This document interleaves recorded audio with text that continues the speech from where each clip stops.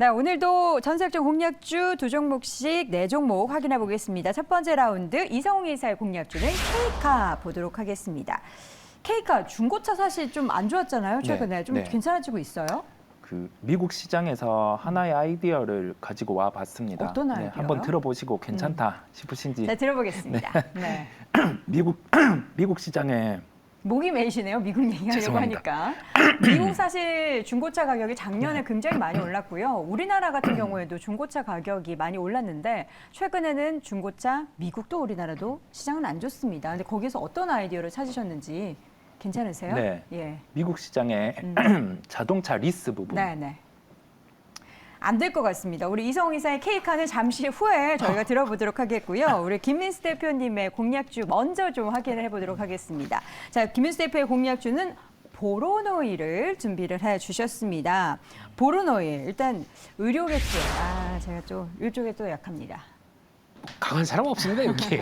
그래도 이사님은 그래도 공대 출신이시니까. 아, 그래요? 네, 저희만 문과지만 음. 또 최대한 노력해 보겠습니다. 네, 네. 네, 이 회사가 하는 게 찾아보다 보니까 저희가 질병에 걸리면은 네. 우리 몸에 있는 효소, 인선한 효소라고 하더라고요. 이게 한 550개가 있는데 이쪽에 뭔가 좀 약화되는 상황이 나와서 거기서 질병을 걸린다고 하더라고요. 근데 그 중에서 이 인선한 효소와 결합해서 딱 타겟을 맞추고 세포 치료제와 함께 효율적으로 어렵습니다. 예, 가는 이 표적 치료제를 얘기를 하더라고요. 표적해서 치료할 수 있게. 그렇습니다.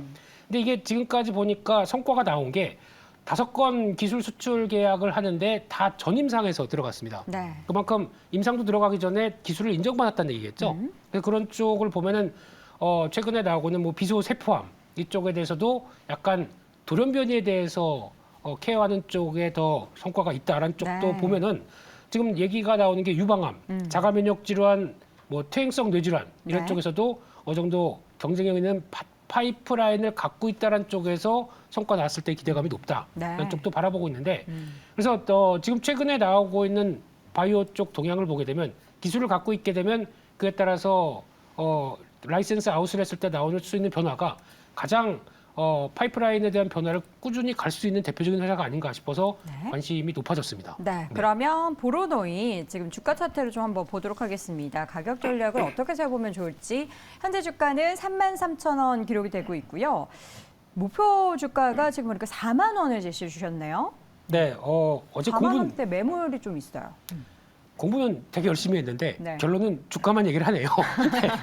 좀 서럽긴 합니다만. 네, 그래서 지금 주가 보면은 약간 지금 단계 쪽에서 레벨업 아마 35,000원대 부근이 좀 저항이 있는데 네. 약간 성과가 나오기 시작하게 되면 빠르게 돌파할 것 같고요. 그런 쪽에서 다음 저항대가 한 4만 원대다 보니까 그 정도를 좀 바라보고 있고요. 네. 손절가는 한 3만 원대로 중요한 지지권 이탈하는 쪽을 손절가로 말씀드리겠습니다. 네, 지금 보면 여러 가지 뭐 치료물질 개발, 기술 이전 관련한 호재도 있고요. 여러 가지 파이프라인을 보유하고 있다. 예, 이제 그 여러 가지 안에는 정말 다양한 의학적 용어가 들어가 있다라는 거. 여러분들 이제 함께 내용을 보실 분들은 홈페이지 참고해 보시면 좋을 것 같고요. 자, 우리 못했던 첫 번째 종목 K카를 네. 보도록 하겠습니다. 괜찮으시죠? 네, 예, 네. 이런 게 또 생방송입니다. 네. 네, 관리자 알겠습니다. 네, 네. 미국의 자동차 리스 가격이 조정이 나와 있어요. 조정이 예, 되고 있다. 차를 빌리는. 근데 이게 코로나 이전에 대비해서 데이터 같은 경우가 또 밑으로 확 빠졌단 말이죠. 네. 그런데 이제 신차를 살 때 우리가 돈을 빌려오는 그 이자 부분에 이제 붙었어요. 부담스러운 상황인 거죠? 그러니까 이자가? 네, 그 빌리는 것보다 내가 돈을 주고 리스를 통해서 차를 빌리는 것보다 네. 새로 중고차 사는 게 더 싸다? 네, 새로 사는 게 신차를 사는 게 더 낫다는 말이에요. 신차를 사는 게 네, 더 싸다? 신차를 사는 중고차 게 말고요? 네네네. 일단 그런 환경인데 그러면 자 리스에 대해서 데이터가 이렇게 빠지면 지속이 되는 게 짧은 기간이면 뭐 아무 의미가 없잖아요. 네, 길게 돼야죠. 기본적으로 한 5년 정도 이상은 이렇게 지속이 됩니다. 네. 그러면 이제 신차 같은 경우에 판매가 늘면서 중고차 같은 경우도 확대가 될 수 있는 오. 거죠. 네, 그게 과거에 그 데이터를 통해서 미국의 중고차 관련주가 반등이 나왔었어요. 이 데이터를 확인을 하고 네. 그러면서 이와 유사한 사례가 지금 데이터가 형성이 됐으니 뭐 미국의 중고차 같은 경우는 판매가 활성화가 될 거고 그런데 우리나라 같은 경우는 좀 다른 케이스겠죠. 네, 다른 케이스인데 그냥 한번 보자. 네, 연결해서. 그러니까 우리나라와 미국의 상황은 다르긴 하지만 네. 미국에서 이런 분위기가 연출되고 있기 때문에 국내에도 이러한 가능성이 있다 쪽으로 보시는 거군요. 네. 아직 데이터는 나오지 않았고요. 네, 맞습니다. 네. 알겠습니다. 그런 관점에서 K카를 말씀을 해주셨는데 일단 보니까 뭐 매각 이벤트도 존재한다는데 어떤 매각을 말씀하시는 걸까요? 이 회사에 대한 매각과 관련해서 지금 회계법인을 알아봤고 네. 거기에 대해서 이제 실제 공고가 난다고 하면 매각에 대한 부분은 공시가 되었다 보니까 방송을 통해서 또 언급을 드리는 거고요. 네. 주가가 그런 가능성을 대입을 해서 막 이런 식으로 막 17,000원 이렇게 떠 있다고 하면은 접근을 해서는 안 되겠죠. 그런데 이 실제 매각에 대한 부분이 나오고 나서 상승을 했던 주가보다 좀 한 단계 조정이 나와 있었고 그런데 이렇게 좀 짧게 거래 같은 경우가 최근 거래 대비해서 좀 발생을 하면서 상승을 했기에 이제 어느 정도 좀 가시화된 이벤트 그 부분이 나오지 않을까라는 점까지 연결을 해봤습니다. 네.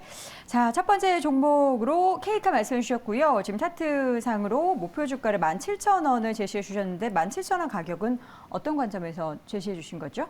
기술적인 반등이 나오더라도 이벤트가 있으면 이 정도 때 가격까지는 나올 수 있게 말씀을 드리는 거고 다음 결론은 뭐냐면 우리가 매각과 관련된 단가가 확정이 돼요. 뭐 2만 원이면 2만 원, 뭐 3만 원이면 3만 원. 거기에 대입을 해서 한 30%의 경영권 프리미엄 할인을 주고 그 가격을 대입을 한다면 뭐 그 정도 가격까지는 움직일 수 있겠습니다. 네. 네.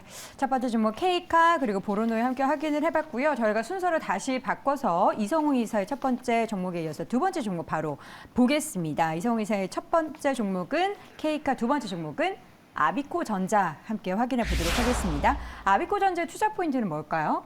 우리가 DDR4 이전에 DDR4로 교체가 될 때 아비코전자가 한 2, 3년의 시차를 두고 주가가 한 3배 이상 상승을 했었습니다. 네. 그 가장 중요한 부분 같은 경우가 그 DDR4 전환을 할 때 그 소재죠. 소재 부품 이단에서 매출이 있었기 때문에 이러한 영향이 발생을 했었고요. 그러면 우리가 DDR4에서 5로 전환되는 시점, 이 시점을 놓고 실제 이제 DDR4에서 5로 넘어가는 그 수요 같은 경우가 나타날 때는 아비코전자가 한 분기의 시차를 그 이전에 들어오겠죠. 한 분기 정도의 시차를 두고 실적에 반영이 될 거고 그러면 이제 주가 같은 경우는 DDR4의 교체 주기에 한 3배 정도 상승한 점을 대입을 해보면 또 그만큼의 상승이 나타날 수 있다는 점이죠. 그리고 달라진 요인이 뭐냐라고 하면은 DDR5 같은 경우는 메모리 모듈의 전력 구조의 변화가 필요해요.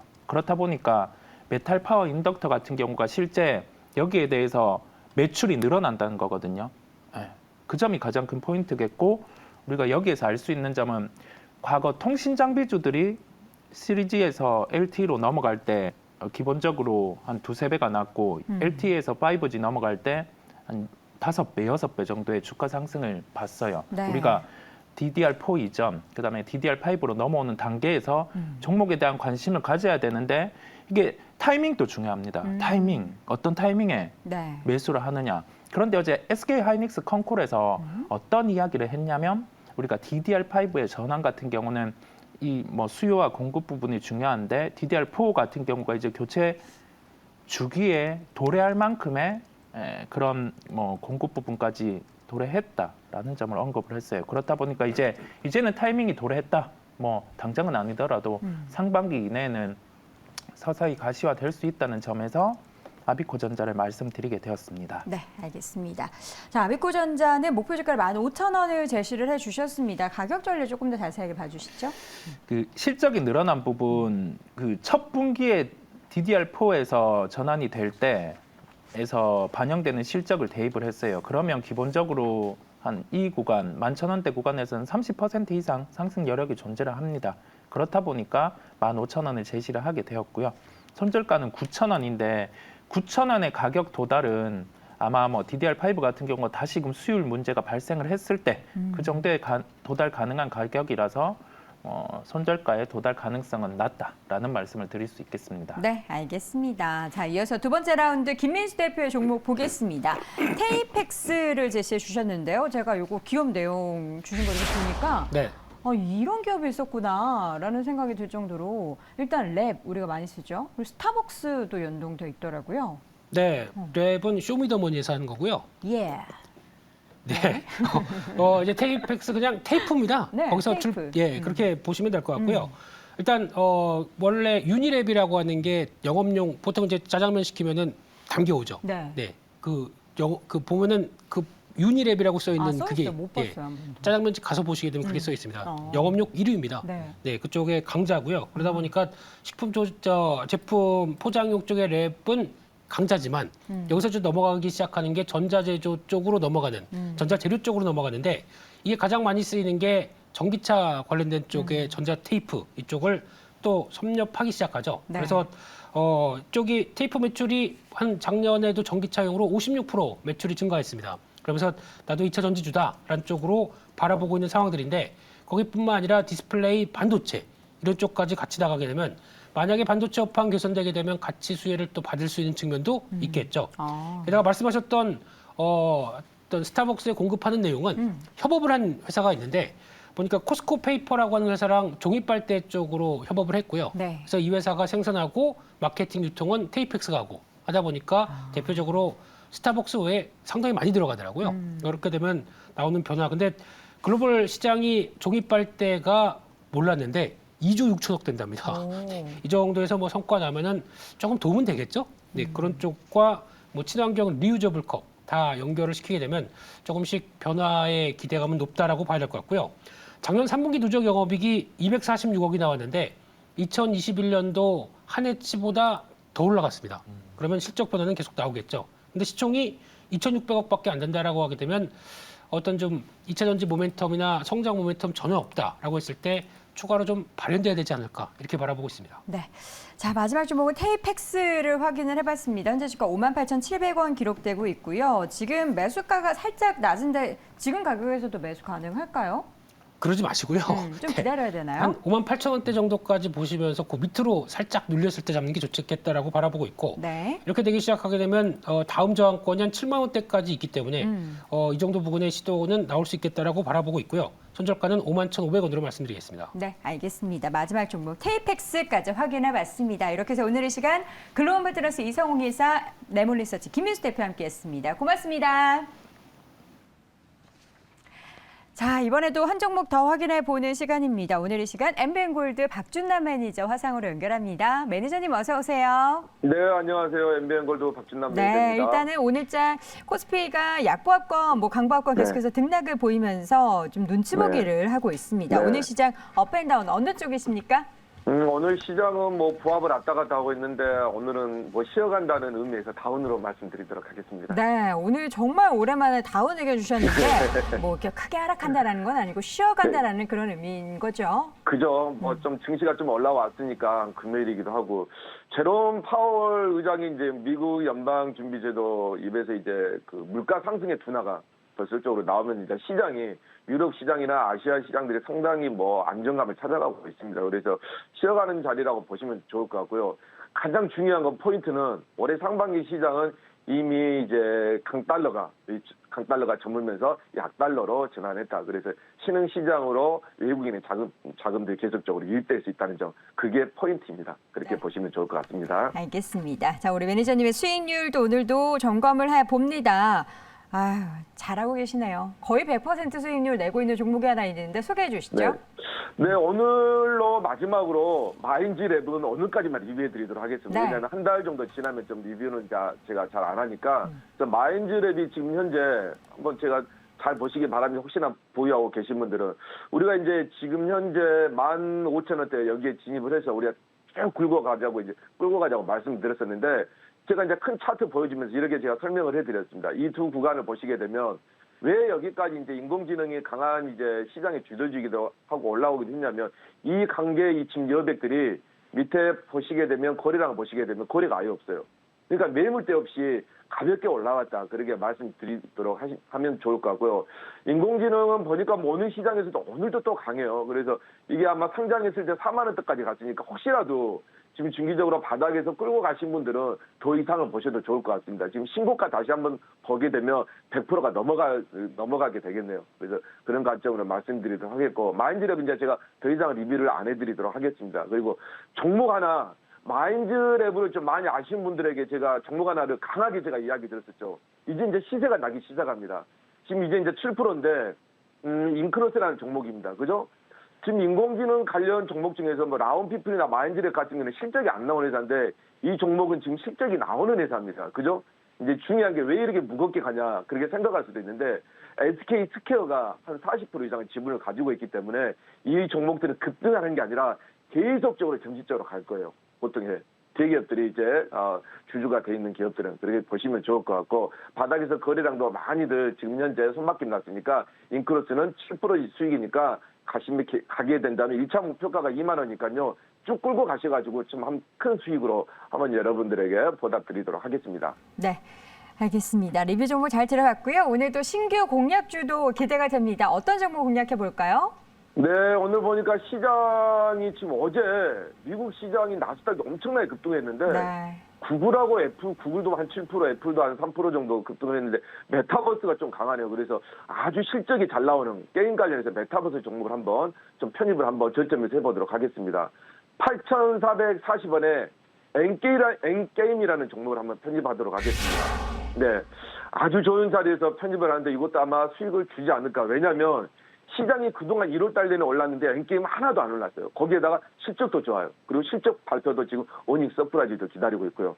그래서 또 시장의 주도지인 메타버스 관련주기를 하기 때문에 잘 눈여겨보셔가지고 수익을 한번 챙겨보시면 좋을 것 같은데, 삼성 이제 우리가 지금 이제까지 시대는 무슨 시대였습니까?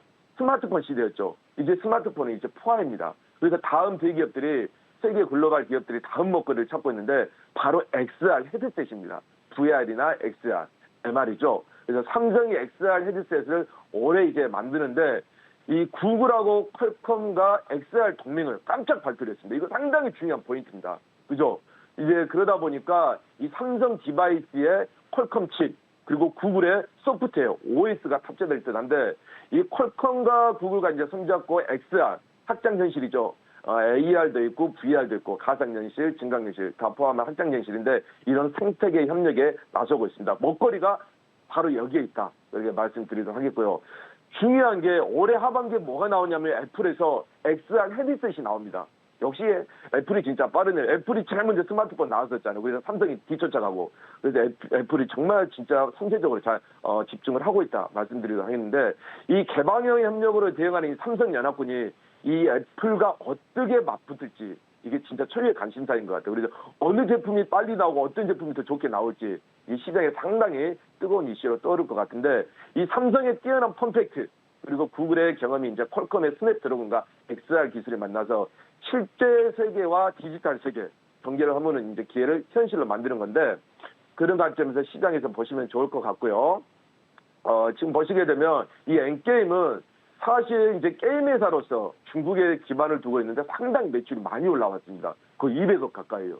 작은 기업임에도 불구하고. 근데 이 회사 같은 경우에는 향후의 먹거리 VR이나 XR에 대해서 준비를 많이 하고 있더라고요. 그래서 엔게임이 메타버스, 특히 최대 업체 유니티 게임이라는 플랫폼 라이선스를 계약한 이력이 있습니다. 그래서 그런 관점에서 보시면 좋을 것 같고, 게임 엔진의 마이크로소프트라고 불리는 이제 유니티와 앱상의 인터랙티브, 3D, iOS, 안드로이드, 콘솔 등의 이제 제작에 사용되는 유니티 개발 플랫폼을 제공하는 이제 마스터 라이선스와 대한 협약을 체결했는데요. 이 메타버스의 가장 중요한 부분은 이제 콘텐츠잖아요. 근데 콘텐츠에서 우리가 스마트폰이 가장 바꾸는 게 게임이죠. 스마트폰에서 이제 게임을 가장 많이 하잖아요. SNS도 마찬가지고. 그러다 보니까 이 메타버스 열풍 속에서 이제 VR, 게임이 부각이 되는데, 이 회사 같은 경우는 이미 중국에서 이제 대박 중인 열혈강호를 모바일화 온라인화해서 VR 체험관 오픈했습니다. 거기에서 이미 체험관을 서비스를 하고 있고요.